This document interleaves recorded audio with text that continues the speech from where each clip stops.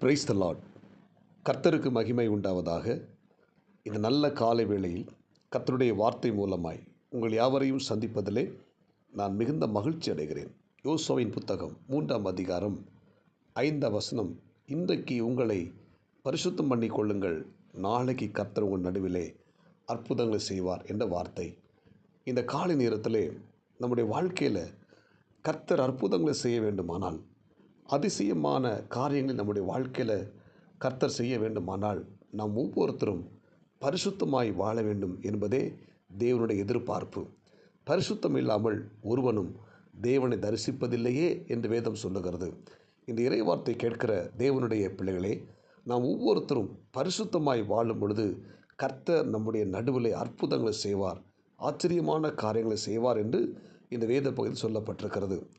Israel ஜனங்கள் யோசுவாவின் நாட்களில் கானான் தேசத்துக்கு புறப்பட்டு போகும்போது வழியிலே யோர்தான் கரைபுரண்டு ஓடினது. அங்கே சொல்லப்படுகிறது, அறுப்பு காலத்தில் இந்த யோர்தான் நதி கரைபுரண்டு ஓடுகிறது. நன்றாய் கவனிக்க வேண்டும். அறுப்பு காலத்தில் வெள்ளம் நமக்கு தேவையில்லை. இப்படிப்பட்ட ஒரு சூழ்நிலை. அதுபோல் இந்த யோர்தனை கடந்துதான் இந்த ஜனங்கள் கானானுக்குள்ளே போக வேண்டும். இப்படிப்பட்ட ஒரு இக்கட்டான சூழ்நிலை. சில நேரங்களில் பாருங்கள், நம்ம எல்லாம் விளைந்திருக்கும், விளைச்சல் நமக்கு நல்லா இருக்கும், ஆனால் அறுக்க முடியாதபடிக்கு நிறைய தடைகள் இருக்கும். இந்த யோர்தானை போல் சுதந்திரத்து கொள்ள முடியாதபடிக்கு நிறைய தடைகள் இருக்கும். அதுபோல் கர்த்தர் வாக்கு பண்ணின இடத்துக்கு, அந்த ஆசீர்வாதமான இடத்துக்கு நாம் செல்லும் பொழுது நம்மை வழிமறுக்கிற இந்த யோர்தானை போல் இருக்கிற சில காரியங்கள், இது எல்லாவற்றையும் நாம் மேற்கொள்ள வேண்டுமானால் இந்த யோசுவா சொல்லுகிறார், உங்களை பரிசுத்தம் பண்ணி கொள்ளுங்கள். ஆமேன். இந்த இறைவார்த்தை கேட்கிற தேவனுடைய பிள்ளைகளே, நாம் ஒவ்வொருத்தரும் நம்மை பரிசுத்தமாக்கி கொள்ள வேண்டும். பரிசுத்தமாய் வாழும் பொழுதுதான் தேவன் நம்முடைய வாழ்க்கையில் கிரியை செய்ய முடியும், அற்புதங்களை செய்ய முடியும், அதிசயமான காரியங்களை செய்ய முடியும். அல்லேலூயா. நம்முடைய ஆண்டவராய் தேவன் பரிசுத்தம் உள்ளவர். நான் பரிசுத்தர் ஆகையால் நீங்களும் பரிசுத்தராக இருங்கள் என்று சொல்லுகிறார். அப்போ பரிசுத்தமாய் வாழும் பொழுதுதான் தேவன் நம்முடைய நடுவில் அற்புதங்களை செய்ய முடியும். துன்மார்க்கமாய் தேவனுக்கு பிரியமில்லாத காரியங்களை செய்து கொண்டிருப்போமானால் தேவனால் நம்முடைய நடுவில் அற்புதங்கள் செய்ய முடியாது, கிரியை செய்ய முடியாது. எனவே நாம் ஒவ்வொருத்தரும் பரிசுத்தமாய் வாழ்வோம், தூய்மையாய் வாழ்வோம். அதுவே நமக்கு தேவன் கொடுக்கிற மிகப்பெரிய ஒரு ஆசீர்வாதம்.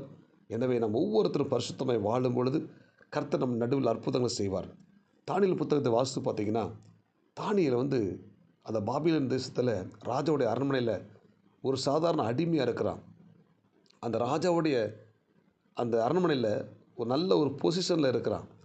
அந்த ராஜா சாப்பிட்ற ஆகாரம் அவனுக்கு கொடுக்கப்பட்டிருக்கிறது. ஆனால் இந்த தானியேல் பாருங்கள், இந்த ஆகாரத்தினால தன்னை தீட்டுப்படுத்தாதபடி அவன் என்ன செய்கிறான், அந்த ஆகாரத்தை சாப்பிடாமல்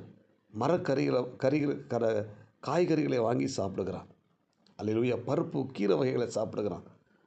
அந்த தானியேல் தன்னுடைய இந்த ஆகாரத்தினால் தன்னை தீட்டுப்படுத்தக்கூடாது என்று சொல்லி அவன் என்ன செய்கிறான், காய்கறிகளையும் கீரைகளையும் பருப்பு வகைகளையும் சாப்பிட்றான் பாருங்கள். அல்லேலூயா.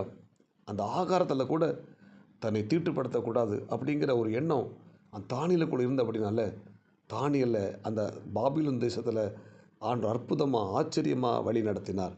தானியேலுடைய காரியம் ஜெயமாக இருந்தது என்று சொல்லி நாம் வாசிக்கிறோம். தானியேல் வெற்றி உள்ள மனிதனாய் காணப்பட்டான். காரணம் என்ன? தன்னை தீட்டுப்படுத்தாதபடி தன்னை பரிசுத்தவானாய் காத்து கொண்டபடினால் தேவன் அந்த தேசத்தில் தானியேலை உயர்த்தினார். இன்றைக்கும் இறைவார்த்தை கேட்கிற தேவனுடைய பிள்ளைகளே, இந்த பூமியில் வாழுகிற ஒவ்வொரு நாளும் நாம் பரிசுத்தமாய் வாழும் பொழுது, தேவனுக்கு பிரியமானவர்களாக வாழும் பொழுது தேவன் இந்த பூமியில் நம்மை ஒவ்வொரு நாளும் உயர்த்தி கொண்டே இருப்பார். இந்த நீங்கள் தண்ணீரை பார்க்கும்போது தண்ணீரில் தாமரை இலை இருக்கும். அது தாமரை இலை தண்ணீரில் இருந்தாலும் அது தண்ணீர் தாமரை இலையில் ஒட்டாது. அதுபோலவே இந்த பூமியில் நாம் வாழ்ந்தாலும் இந்த பூமிக்குரிய இச்சைகள், இந்த பூமிக்குரிய காரியங்கள் நமக்குள் ஒட்டாதபடி நம்மை பரிசுத்தமாக காத்து கொள்வோம். இந்த உலகத்துக்கு ஒத்த வேஷம் தரித்து விடாமல் நாம் கர்த்தருடைய பிள்ளைகளாக இருப்போம், வைராக்கியமாக இருப்போம். அதுவே நமக்கு மிகப்பெரிய அற்புதங்களையும் அதிசயமான காரியங்களையும் நம்முடைய வாழ்க்கையில் கொண்டு வரும். யோசேப்பை பாருங்கள். அந்த யோசேப்பு போர்த்திபாருடைய வீட்டில் வேலை செய்கிறான். அந்த வேலை செய்யும்போது அந்த போர்த்திபாருடைய மனைவி அவனோடு கூட தவறாக நடக்க முயற்சி பண்ணும்போது கூட இந்த யோசேப்பு அந்த பாவத்துக்கு உடன்படாமல், என் தேவனை கர்த்தருக்கு விரோதமாய் நான் பாவம் செய்வது எப்படி என்று சொல்லி அந்த வஸ்திரத்தை கழட்டி போட்டு ஓடிவிட்டான். தன்னை காத்து கொண்டான், தன்னுடைய பரிசுத்தத்தை காத்து கொண்டான். அந்த யோசேப்பை தான் ஆண்டவர் எகிப்தின் அதிகாரியாக ஒரு ஒரு எகிப்தின் ஒரு சகல ஆசீர்வாதங்கள் சுதந்திரத்துக் கொள்ளுகிற ஒரு மேன்மையான மனிதனாய் கர்த்தர் உயர்த்தினார்.